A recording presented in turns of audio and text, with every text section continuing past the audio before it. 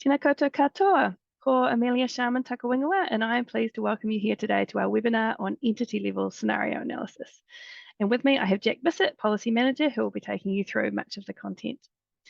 This webinar today is in support of the guidance published by the External Reporting Board, which you can find on the Climate Resources page of our website.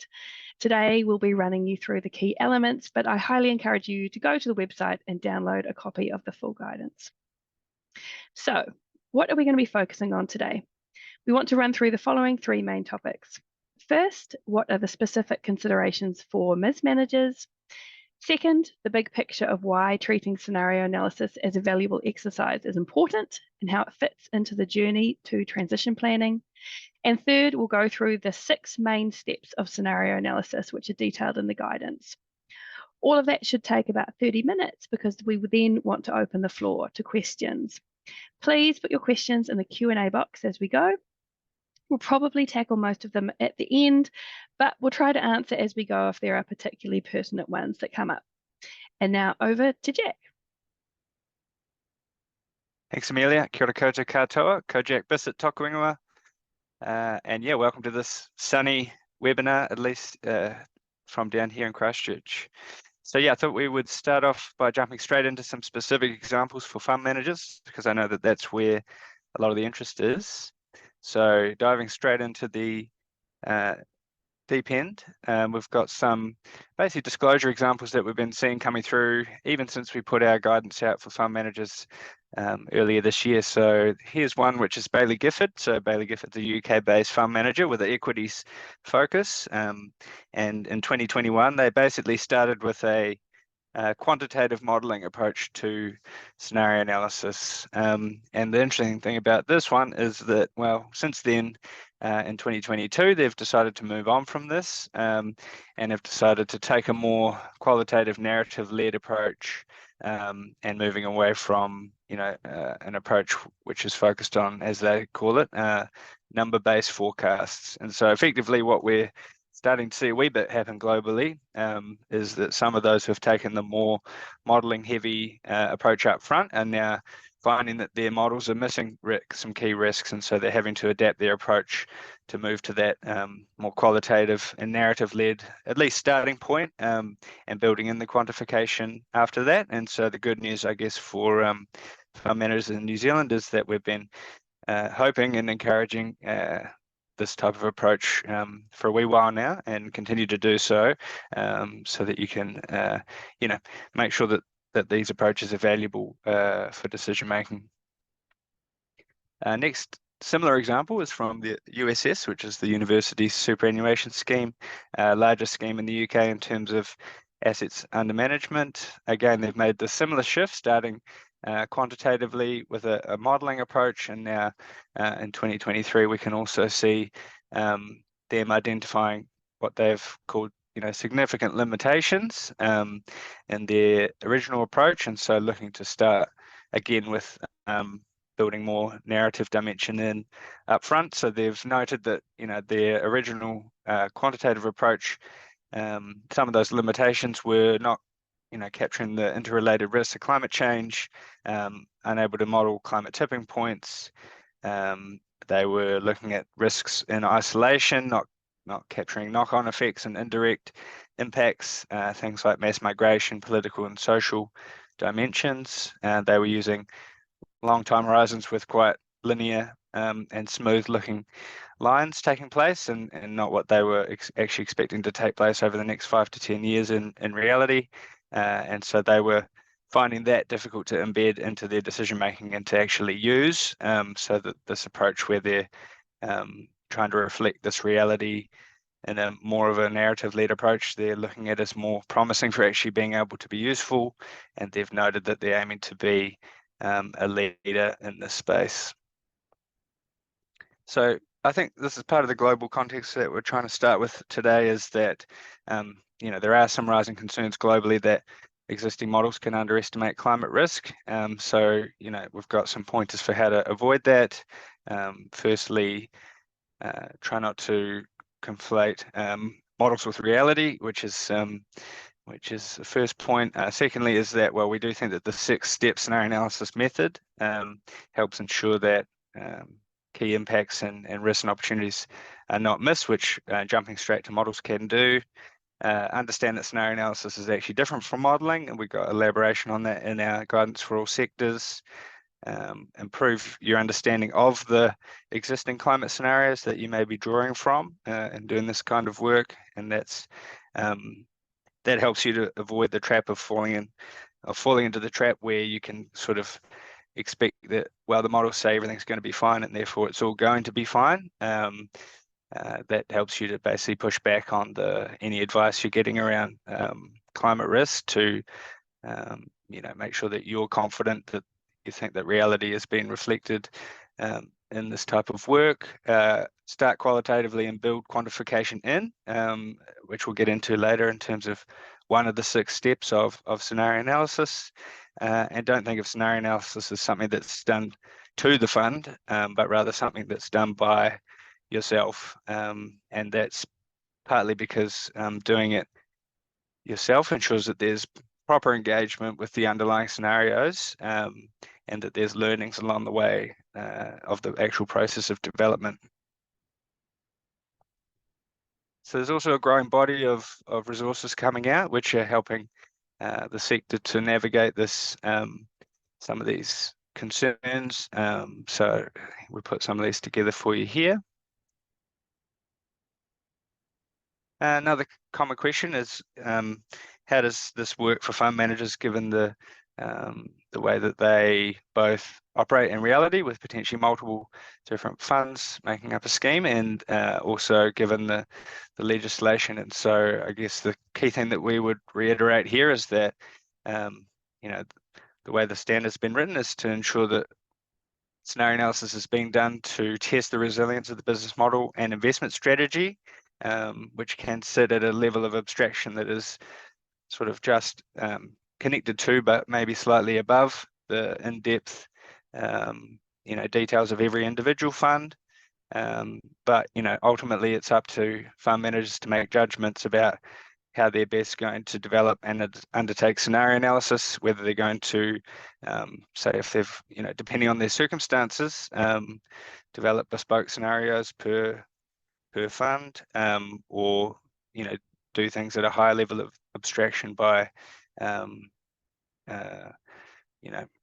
effectively grouping funds together, or grouping by risks or opportunities, or by strategies. These are decisions that fund managers will need to make, and these are quite difficult boundary issues, so things that should be worked through quite carefully.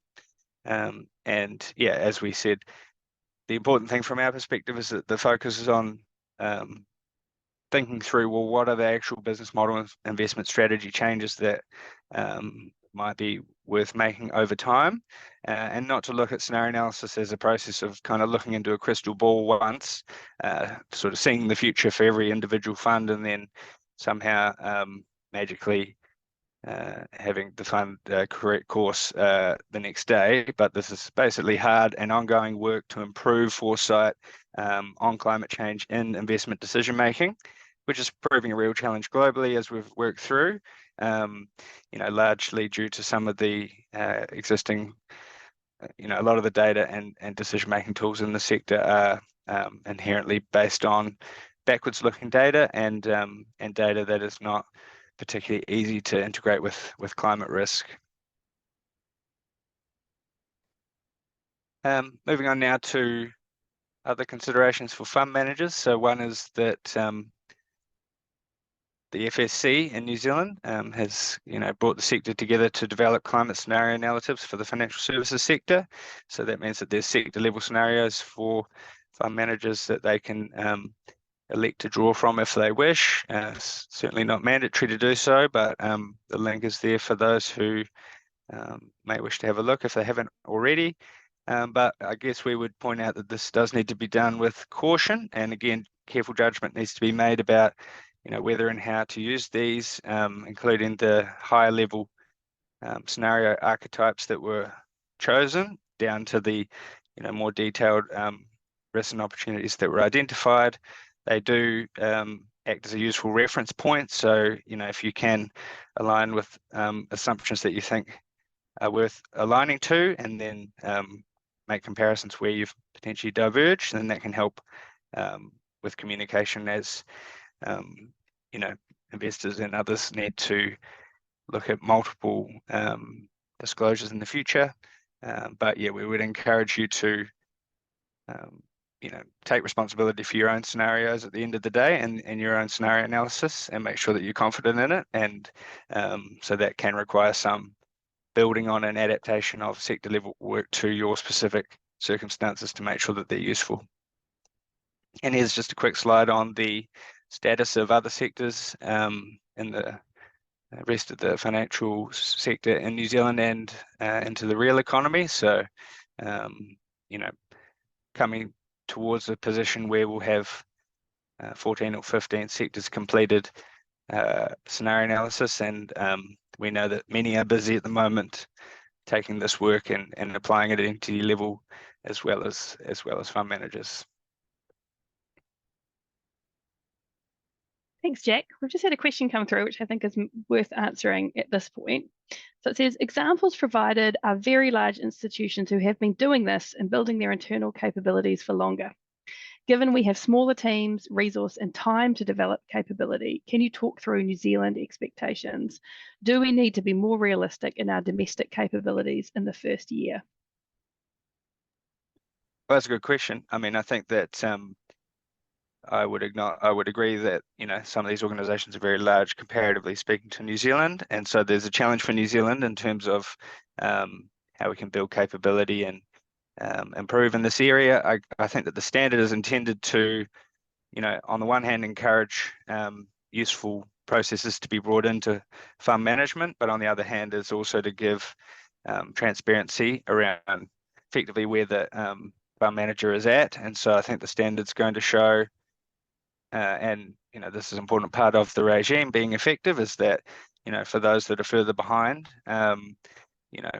people are going to make their own minds up about whether that's an entity that they want to keep their money with, or whether they're going to identify the ones that they think are further advanced in their journey and make decisions accordingly. So I guess all I'd say is that I would acknowledge that New Zealand has got particularly small entities on a global scale, but I think that just means that collectively we might need to get a bit more creative about how we're going to move fast, build capability, and really embed this stuff into investment decision making. And so doing that in a vacuum by yourself might be challenging, so you need to think through how you think you're going to do that. Awesome. Thanks, Jack. Okay, so here we are at the big picture. So we've talked a little bit about the specifics for MIS managers. So we wanted to rewind a bit at this point, which is really important because it's going to give some critical context to the rationale of each of the 6 steps in the scenario analysis process. So first, where does this guidance fit into climate reporting entities' disclosure requirements? So the disclosures that climate reporting entities make under Aotearoa New Zealand climate standards are about explaining an entity's journey to better manage climate-related risks and opportunities. And as Jack has mentioned earlier, we've already issued all sectors and MIS manager specific guidance, and those bits of guidance are aiming to help entities think about what primary users are looking for from the disclosures themselves. And the Financial Markets Authority has also issued several pieces of guidance relating to their regulation of the reporting. Now, this guidance is different in that it's about the mahi behind the disclosures and to support entities to get the most value from the climate-related scenario analysis process itself. So scenario analysis fits into the strategy section of the standards, and so we encourage the entities to keep the purpose statement of the standards in mind, which you can see on screen here whilst you're doing that process. And as a reminder, this guidance that we're talking about today is neither mandatory nor binding on entities. It does not have the force of law, nor does it amend or provide any binding interpretation of the standards themselves. But the next thing I want to talk about is the definition, which is in the standards. And keeping definitions in mind is fundamental when it comes to applying a standard because they are an integral part of the standard. So scenario analysis is defined in Aotearoa New Zealand climate standards as a plausible, challenging description of how the future may develop based on a coherent and internally consistent set of assumptions about key driving forces and relationships, covering both physical and transition risks in an integrated manner.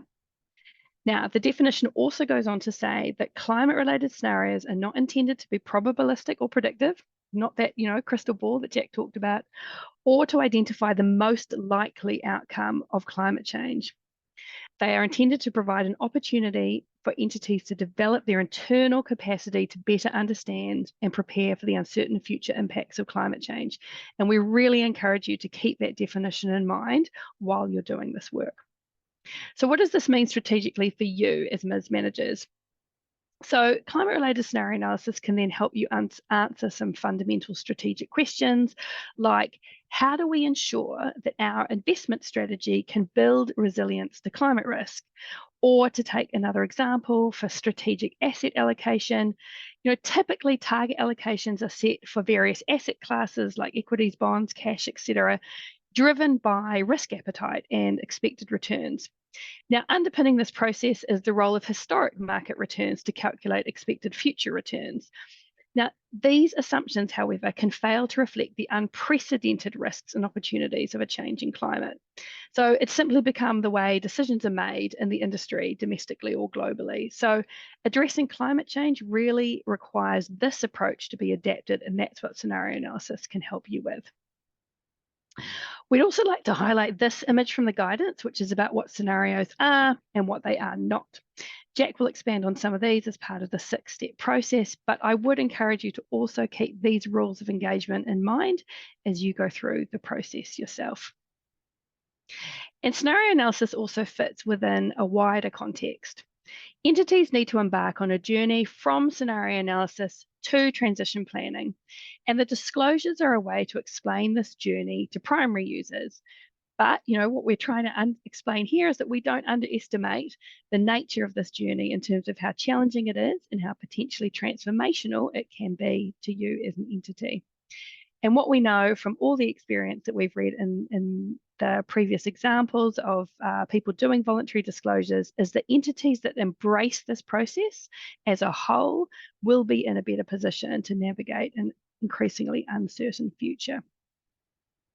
So we've put out guidance on sector scenario development, which is the voluntary process and not required by the standards, and on transition planning. And we are happy in this webinar to answer any questions about any of those steps as well. So with that big picture in mind, I'll hand you back over to Jack to talk about the guidance itself. Thanks, Amelia. Okay, so in this section, I'll give you a brief overview of what's in our new guidance on scenario analysis. This is our pitch to you about why you should actually read the guidance in more detail after the session, maybe when it's less sunny outside. So what have we done in putting this guidance together? Well, we've stayed true to our Bible, which is to draw on existing TCFD guidance to show how scenario analysis can be put in practice in New Zealand as part of the strategy section of New Zealand Climate Standard 1.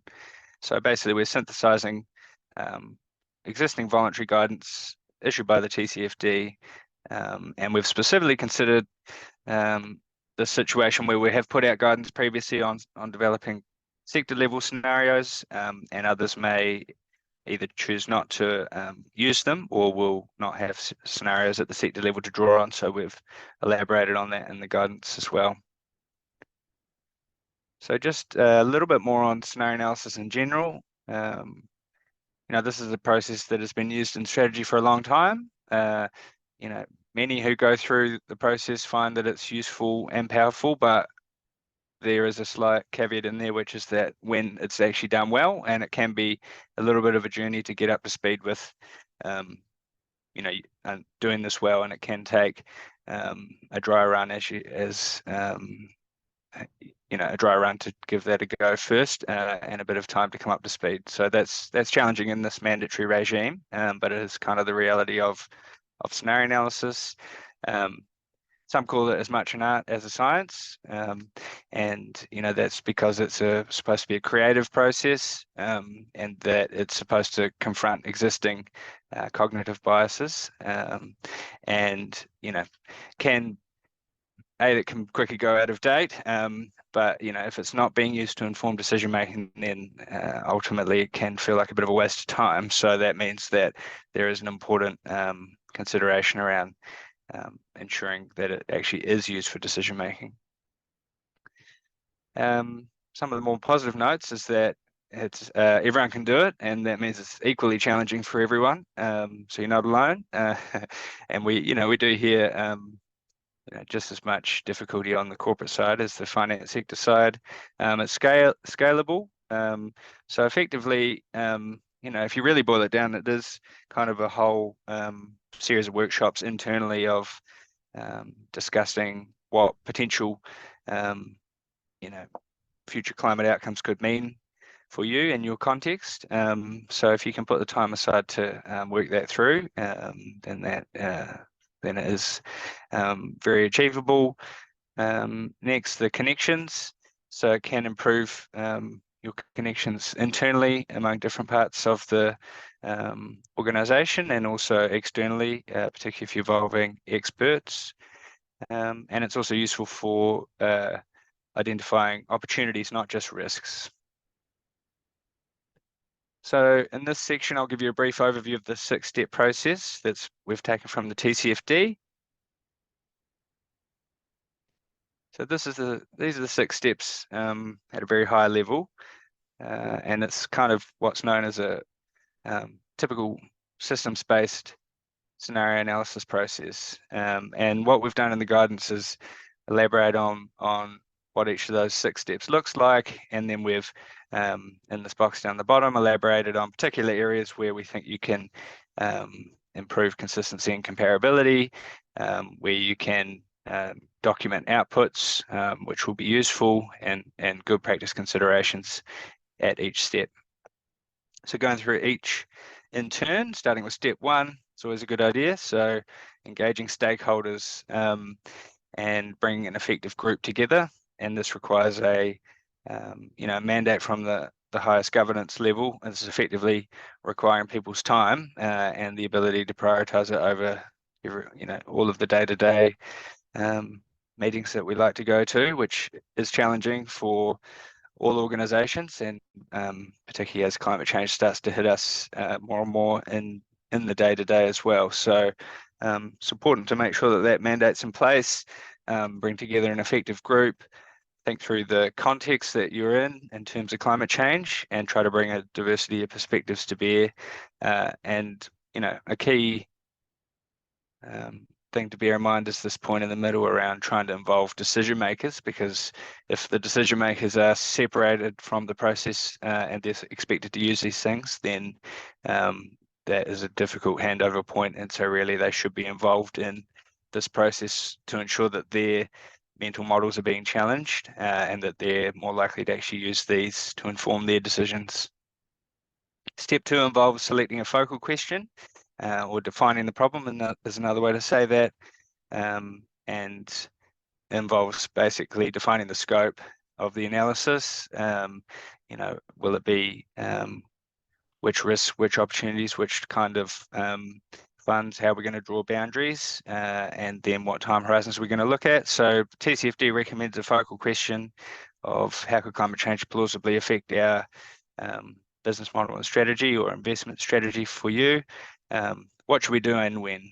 And so this helps to ensure there's a common reference point for the analysis, and build and part of this is building a shared view of the context for the entity. Step 3 is to identify driving forces and critical uncertainties. So what are those? Well, driving forces are basically external factors that may affect the outcomes of the focal question or the problem that you're looking at. Critical uncertainties are those driving forces that are most influential and most uncertain. And so, the key steps here are to actually select those driving forces. This is where, there's an important differentiator between drawing on higher level kind of scenario assumptions and archetypes, and really trying to ask, well, what would the key moving external factors be that could effectively impact on the outcomes for you. And so what this does is by going through these series of steps and prioritizing driving forces in terms of which are the most influential and most uncertain, then that can help you to effectively differentiate the key characteristics between scenarios by allowing the uncertainties that you've identified to play out in different ways in the different scenarios. And a conceptual model can also help you to do this. And we've also recommended, in line with how the finance sector is tending to do this analysis, is to use physical and transition risk scenarios as the axes for developing different scenarios. Step 4 is to look at the different temperature outcomes and pathways and to explore the implications of those. And so, in the standard, it's mandatory to consider a 1.5 degrees temperature outcome and a 3 degrees or greater temperature outcome, as well as at least a one more scenario beyond that of your choosing.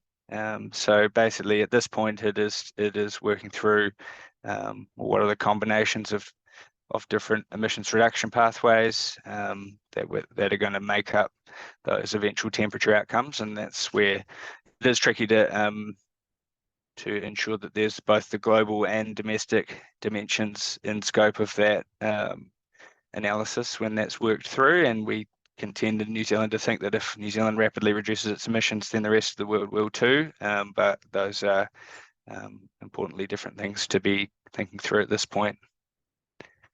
Step 5 is to draft scenario narratives, and to quantify. And so this is, where some creativity comes in around trying to draw up and write compelling narratives that are likely to be seen as plausible by the decision makers, but are also a bit lively to make sure that they actually come to life, and that TCFD has guidance that we've included around how to actually make sure that the narratives meet those considerations. It also involves, synthesizing existing data and, choosing to quantify where that's seen as useful. So it's important to be clear on why you're quantifying any given aspect of the scenarios. Can be useful, particularly early on, to be using it to assess the sort of order of magnitude or the size of issues. But there are challenges around data availability, which mean that calls need to be made about what you think the plausible implications of some of these issues could be. And we all need to basically be brave and do our best at working these things through. Step 6 is to assess strategic resilience. So this is another way to think about this is moving from developing the scenarios to actually using them, which is where sometimes that part gets missed a little bit. But it's really important. So here's where you start to think through, well, how will my investment strategy and the business model that sits around that actually perform in each of these different scenarios? And then this third bullet point there around drafting strategy options is, well, what could we change to ensure that our strategy performs better in each of the given scenarios? And then when we zoom out, what options do we have popping up in multiple scenarios, or which are only appearing in one or some? So this creates important inputs that you can then use later on when you're looking at transition planning and moving forward with making changes to, or potential changes to, the business model and investment strategy to make sure that you think it's going to continue to perform. So that's the 6-step process. Thanks for listening as I've run through that. So I've got some key messages before I hand back to Amelia and we'll get into some questions. But first key message is that the guidance is on our website. You can read it at your leisure. Please do so. Climate scenario analysis, in our view, will help you improve your investment strategy. Getting that mandate from the people in charge is important, and a diversity of perspectives as well, to make sure it's not just more of BAU in these scenarios. You know, the really important aspect of scenario analysis is that you're really, and for many, if it's for the first time, you know, grappling with uncertainty in a structured process, and that is the point, is to really work through what are we certain about and what are we uncertain about, where are the differences, and therefore what am I going to do to manage uncertainty rather than managing certainty. And, you know, to actually be able to deal with some of this is going to require some change, and likely the recommendations from the TCFD are a more adaptive and flexible approach to strategy, which is a challenge for everybody. Awesome. Thanks, Jack. Okay, so we've got a few questions which we'll address. So I think the first one we can talk about in relation to step 6 of the process. So it says scenario analysis seems a slightly misleading term. Would it be better called scenario development? If not, why was analysis chosen? I think it's a good question. I mean, it's possibly one for the scenario nerds of the past who've written all the textbooks and got us to where we are today. I mean, I agree it's confusing. We put in our guidance that when we say scenario analysis, and when we've defined it, we've been thinking about that as the process of A, developing scenarios, and B, using them to analyze how resilient your business model and strategy actually are. So yes, in hindsight, I mean, it's a good question for the future, is whether or not people are finding that that's too much all loaded into one term. But for now, that's what we've got. So I think it's important to be aware of the two bits are in. I think you can kind of think about it in terms of the analogy of the plane and the wind tunnel. So if you think about your plane is the strategy, right? That's your investment strategy and the business model that fits around that. But what you need to do is build the wind tunnel first. You know, the wind tunnel is the extremes that you're putting your business model and strategy into through that scenario analysis process. So you need to build the wind tunnel to then put your airplane, your strategy in it, to test it against the extreme. So it's all part of that process. And then there's another question which says, are there examples of conceptual models under step 3?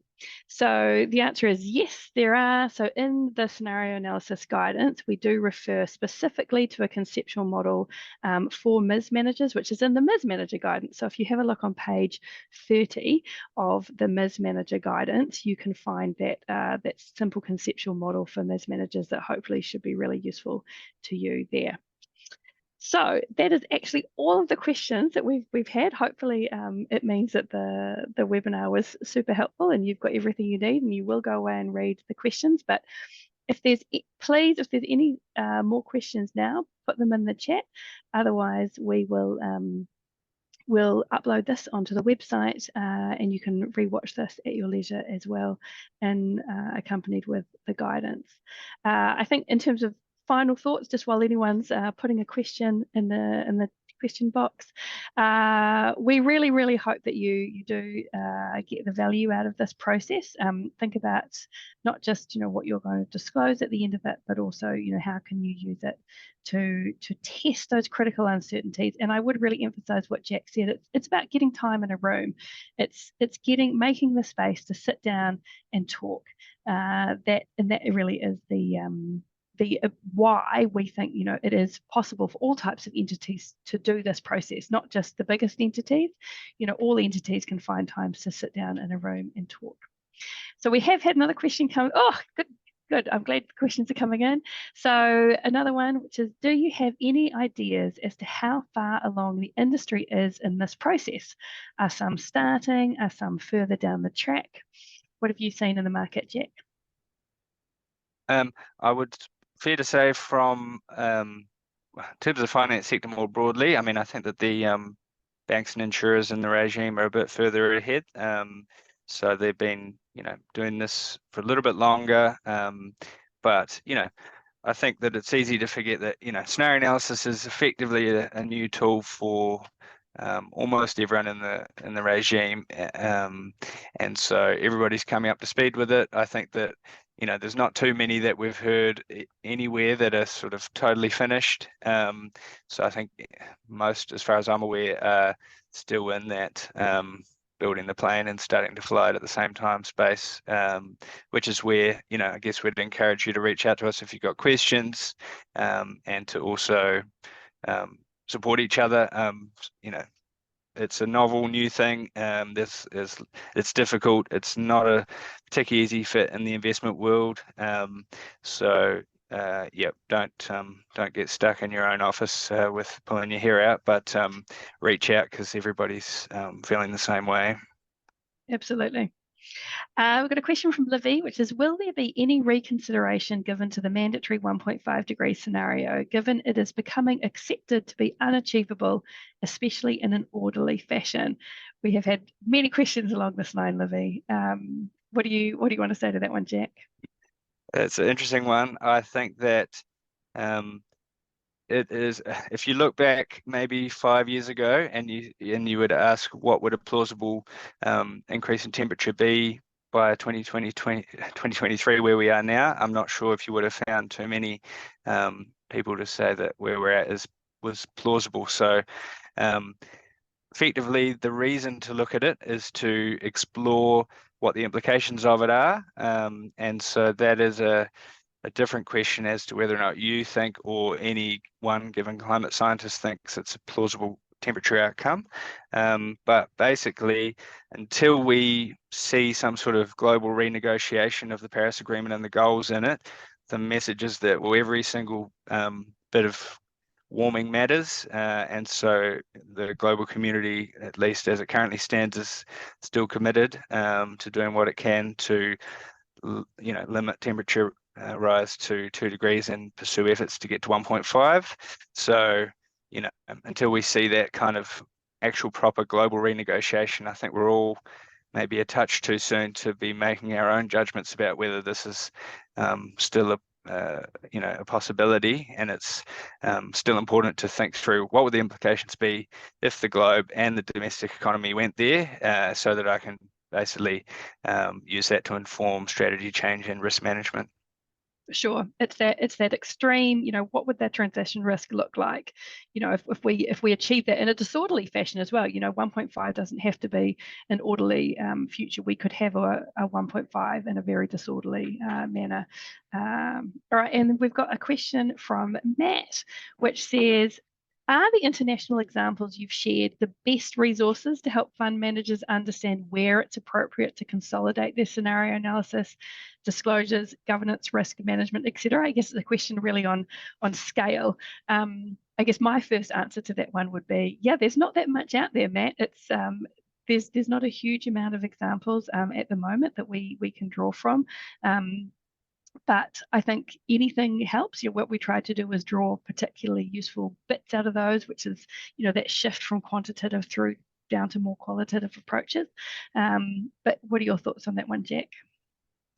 Yeah, I mean, I think that I would agree with the point that those are different scale entities, and they therefore may have made different decisions about how to structure the scenario analysis and their disclosures. So yeah, if you're smaller and you've got your own challenges you're facing, I think that New Zealand is particularly small, and so that's where when we look globally, there's not all the answers necessarily, and we're going to have to forge our own path.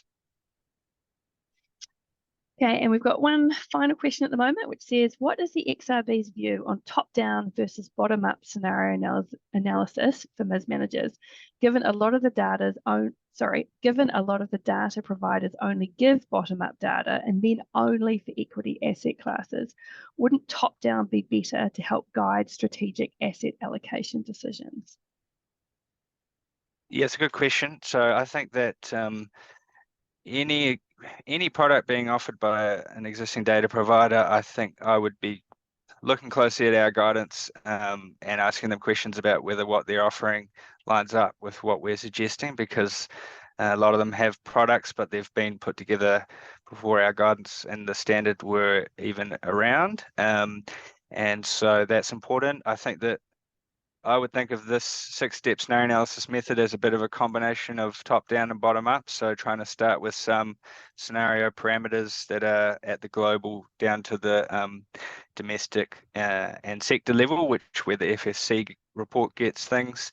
But then there's the bottom-up aspect, which is to think through those driving forces and what could really be material for you in your context, which is not necessarily the exact same thing as having to dive into one, the equities data. So that's how I would see the process as a little bit of both. And so I think any time that you're looking at just something purely bottom up or something purely top down, I would be scratching my head about whether that's ever the best approach, and that some combination of the two is usually the best way to go as far as I'm concerned. Excellent. Well, thank you so much, everyone, for joining us today. Thank you very much for your questions. Please go have a look at the website, download that guidance, let us know what you think. The guidance documents are live documents. They're always designed to have feedback and amendments over time based on the evolution of best practice, for example. So yeah, really looking forward to getting your feedback on the guidance. Thank you so much for your time today. Ngā mihi nui.